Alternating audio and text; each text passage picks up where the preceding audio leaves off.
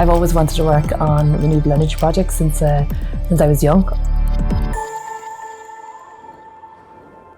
I am Mairéad Hogan for the Only New Wind Farm. My role is environmental coordinator. So I'm responsible to ensure that all of the mitigation measures and the planning conditions are complied with.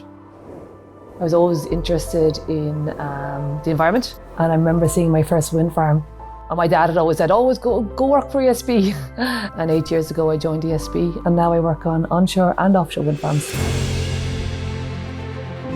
We have a lot of measures in place to ensure environmental controls, especially for ecology. We have not impacted either the distribution or the quantity of birds in sight.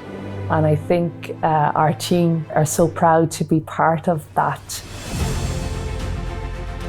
The electricity produced is 89 megawatts, and I believe that powers about 80,000 houses. That is basically meeting the needs of the present without compromising the ability of future generations to meet their needs. And renewable energy is just that.